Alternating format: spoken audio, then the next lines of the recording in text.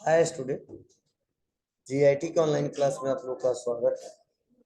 और आज की क्लास में हम लोग जानने वाले हैं ईवे बिल के बारे में कि ईवे बिल होता क्या है और ईवे बिल बनाया क्यों जाता है और क्या रिक्वायरमेंट है इसका। वह एक एक करके आज की क्लासेस में स्टेप बाय स्टेप सीखेंगे, समझेंगे और जानेंगे। तो सबसे पहले ध्यान दीजिएगा आप लोग, देखो ईवे बिल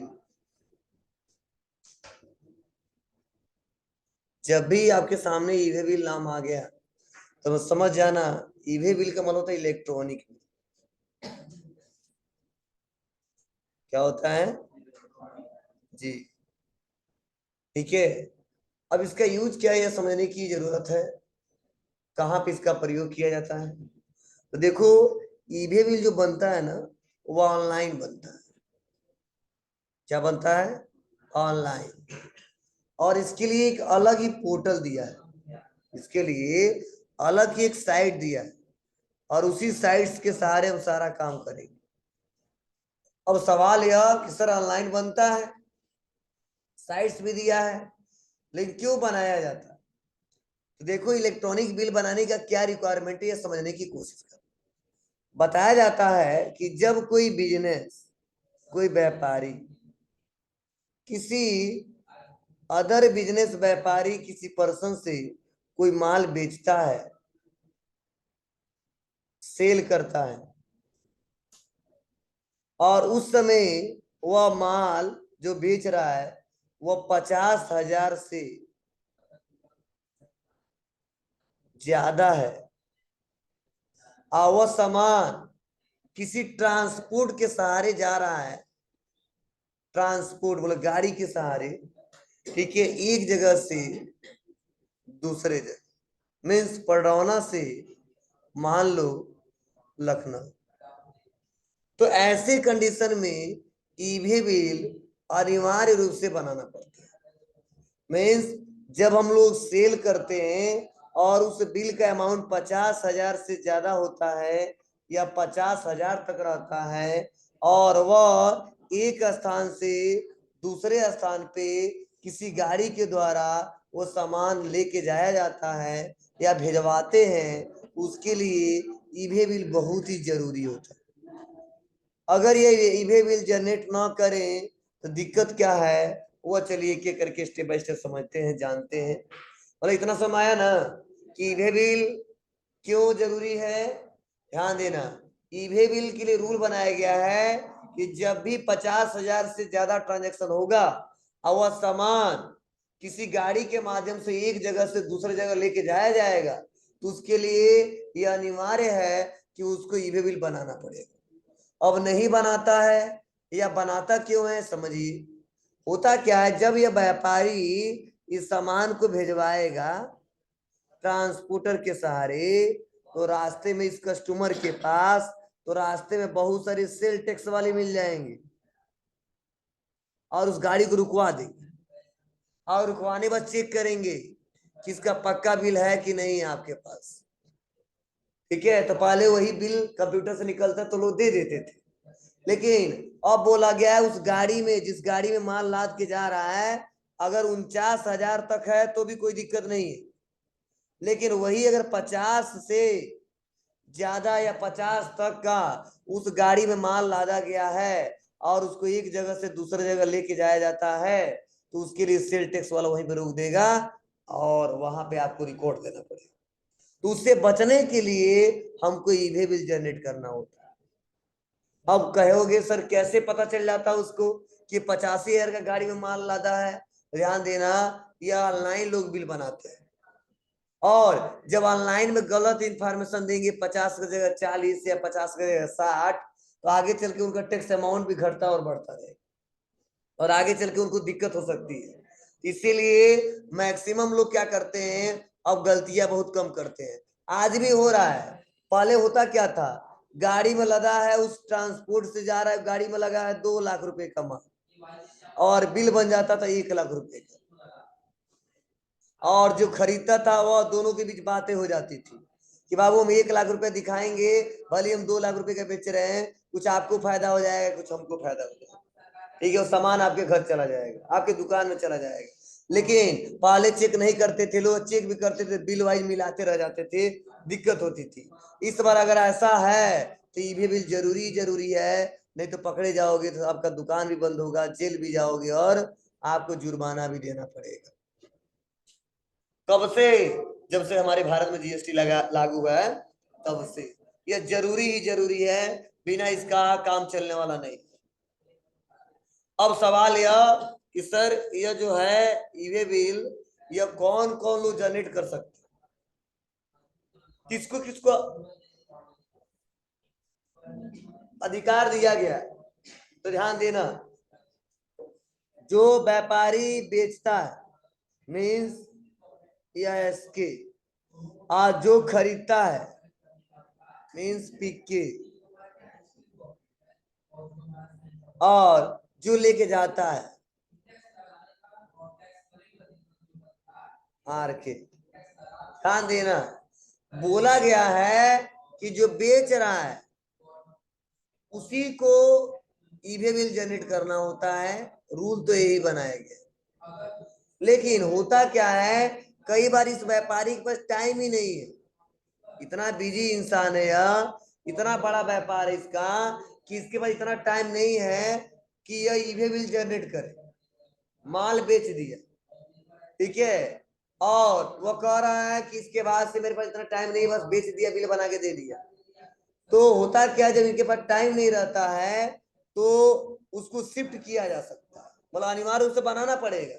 कई ऐसे व्यापारी होते जो नहीं बनाते हैं, अपना जिम्मेदारी लेता ही नहीं, वो कहता कोई बात नहीं, जिससे मैं बेच रहा हूं उससे मैं बोल दे रहा हूं बना देगा।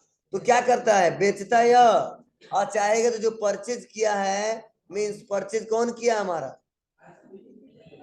हमारा पीके ट्रेडर्स, हमारा कौन क्या है यह, बोलो, कस्टमर है।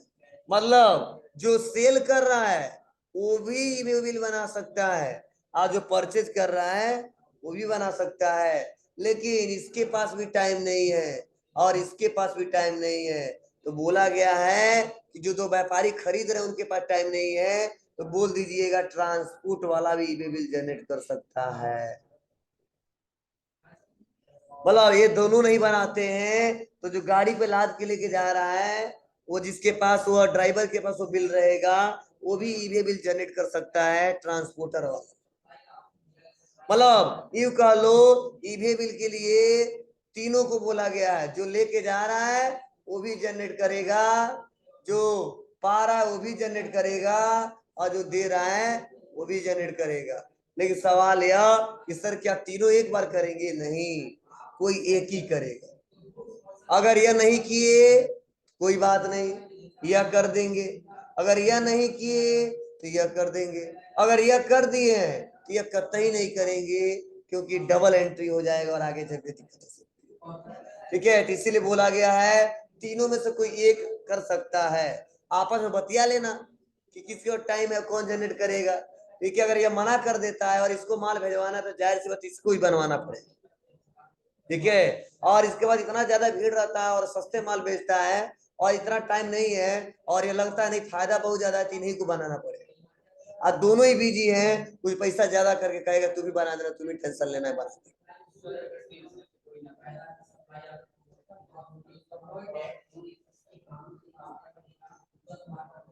तुम्हें बता दो क्या होगा। अभी बताया हूं कि सेल टैक्स वाले पकड़ लेंगे,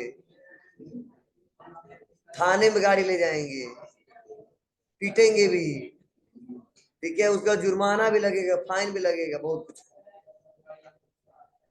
ठीक है। और माल भी जब्त हो जाएगा, जितना का रहेगा नहीं उतना ज्यादा देना पड़ेगा, समझे। चलो ऐसा भी रूल हो गया है कि अगर मान लो जॉब कर रहे पडरौना में और सारा सामान ला के अपने रूम में रख दिया था जहां पे रहता था, रेजिडेंस आवास बनवाया था, अब मान लो रिटायर मतलब वहां पे, ठीक है, ट्रांसफर हो गया कहीं पे, हम चले गए लखनऊ में, तो अगर सामान ज्यादा है ना और जिस गाड़ी से लेके जा रहे हैं, आपको बाकायदे से उसका रिपोर्ट बनाना पड़ेगा। अगर ये रिपोर्ट नहीं बनाते हो गाड़ी आपका रुक जाएगा वहीं पे, सामान आपके घर नहीं जाएगा जहां लखनऊ जा रहे हैं। आपको तो कैसे, तो भी ई बिल जनरेट करेगा नहीं, उसके लिए एक कागज होना चाहिए कि सर मैं यहाँ पर रहता था, यहाँ पर हमारा ट्रांसफर हुआ है, ये डिटेल है, या ज्वाइनिंग लेटर है, ये सारा दिखाना पड़ेगा।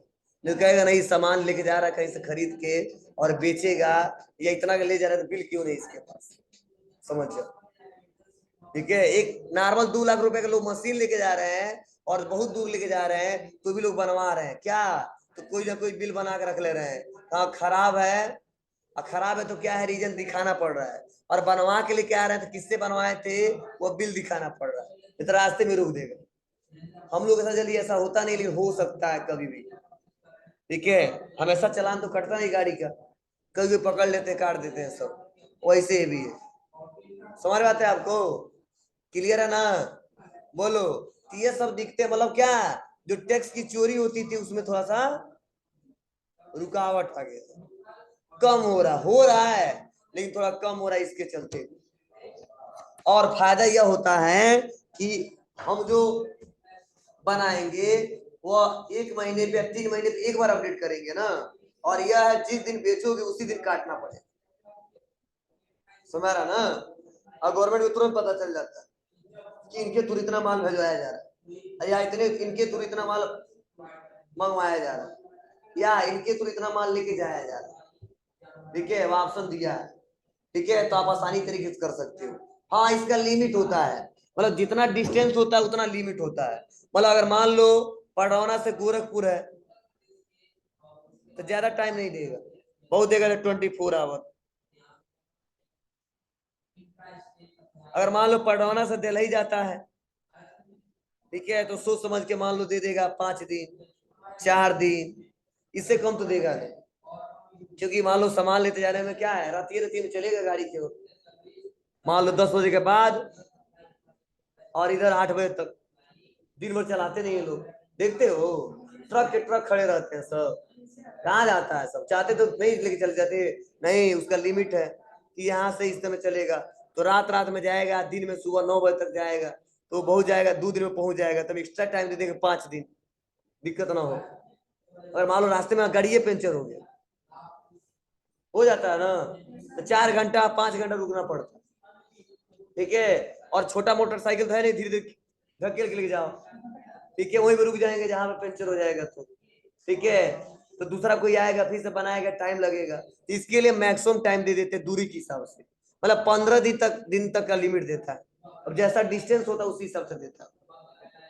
उसके बाद अगर लेट होता है तो रिजेक्ट कर दिया जाए, कैंसिल कर दिया जाए, फिर से नया जनरेट करना पड़ेगा।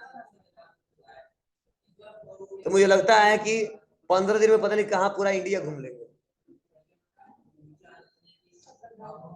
और पूरा इंडिया घूमने वो लोग समझ रहे हो, मतलब मैक्सिमम जो मेन मेन मार्केट है जहां जहां जाते हैं लोग, ठीक है, ऐसे घूमना है तो गोरखपुर घूमते रह जाओ, कई एरिया है। ठीक है, लेकिन ये लोकेशन वाइज जहाँ सामान वामान आता होता है उसकी बात कर रहा हूँ। ठीक है, तो ध्यान देना, कोई दिक्कत तो नहीं है, हो जाएगा। तो यह प्रोसेस मैं समझाया हूँ, आपको बताया हूँ। चलो कोई क्वेश्चन पूछ रहा है,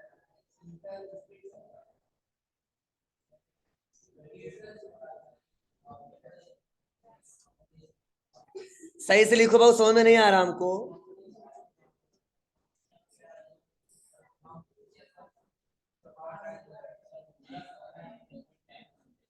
क्या बताओ ना, तुम बताओ क्या पूछा, बोलो बाबू। Government data,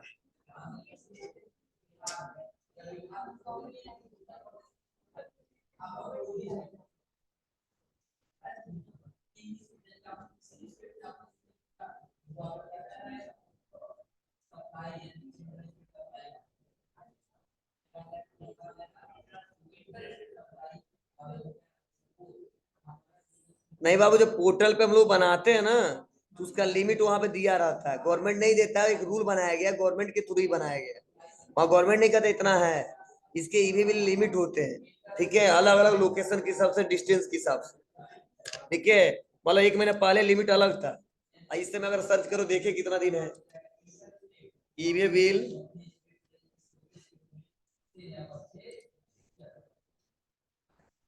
limit.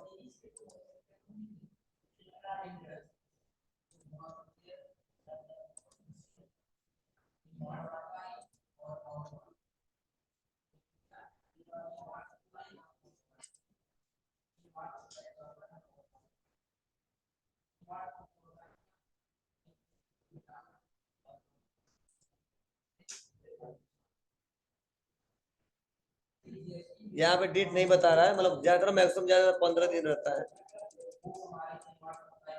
Time limit.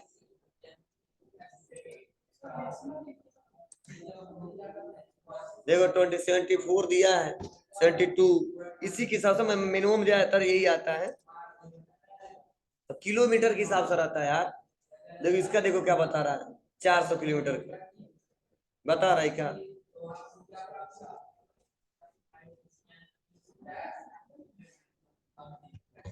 ठीक है बोलो, बता दो ना 15, या 15 ज्यादा फिर से अपडेट हुआ होगा, एक एक करके अपडेट होते रहते हैं पहले से, या पोर्टल अपना हिसाब से वो बताता रहता है।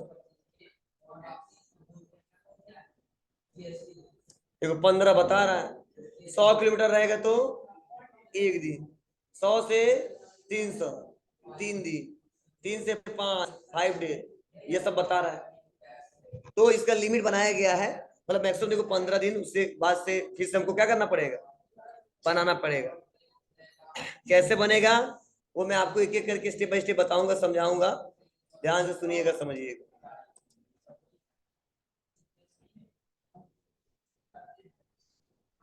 बाबू बताया 15 दिन है, बताऊंगा पोर्टल के बारे में, पोर्टल के बारे में बता नहीं रहा हूँ, स्क्रीन शेयर नहीं किया था, ठीक है। क्लियर है ना जी, समझ रहा ना। चलो अब मैं पोर्टल दिखा रहा हूँ, ठीक है, इसका ऑफिशियल पोर्टल क्या है और कैसा दिखता है। इसके लिए आप आओगे, लिखोगे ईवे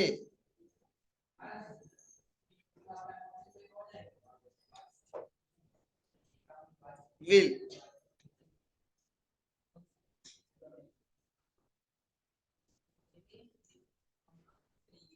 तो देखो यहीं पे आ गया ईवे बिल, ठीक है, यहाँ पे क्लिक करें।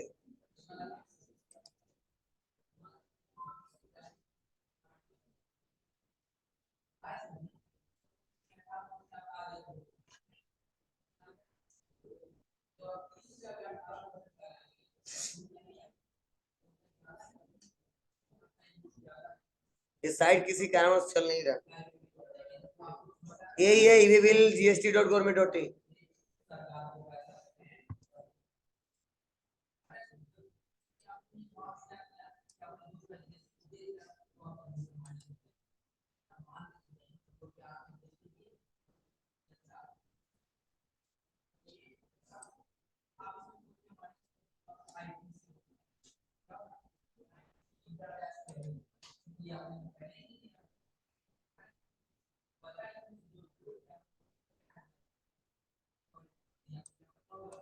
ऑफिशियल वेबसाइट यही है, किसी कारणवश चल नहीं रहा।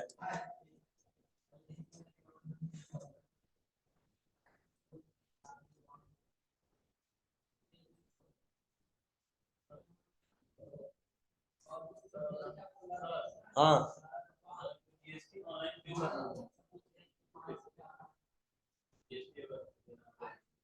क्या कर रहे हो, हाँ जीएसटी के पोर्टल पे जाना पड़ेगा।